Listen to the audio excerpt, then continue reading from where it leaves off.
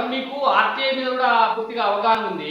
మనం ఇప్పుడు ఈ ప్రగతి నివేదిక సభ అని చెప్పి మనం చూస్తా ఉన్నాం. సింబల్ కారు గుర్తు కూడా వేసినారు వాళ్ళ వెనక.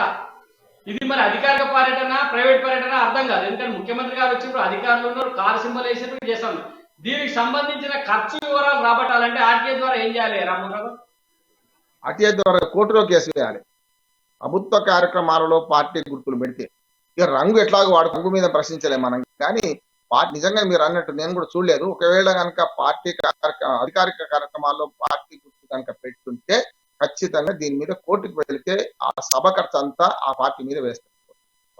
మనం ప్రజాప్రయోజనవాద్యం వేయచ్చు. కానీ ఇక్కడ రెండు జరుగుతున్నాయి మన ప్రసాదరావు గారు.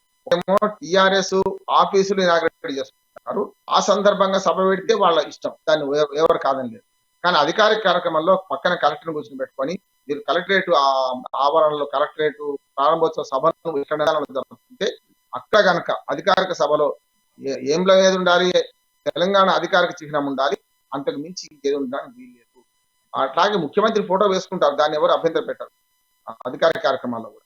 కానీ ఇది జరిగితే ఆ దృష్టికి రాలేదు. ఇది జరిగితే మాత్రం ఖచ్చితంగా కోర్టు ద్వారా చేయొచ్చు. మీరు అన్నట్టు మనకు ఈ సభ దేని ద్వారా జరిగింది ఇది అని మనం ఆర్టీఐ ద్వారా కూడా మనము సమాచార సంబంధాన్ని ప్రశ్నించాం.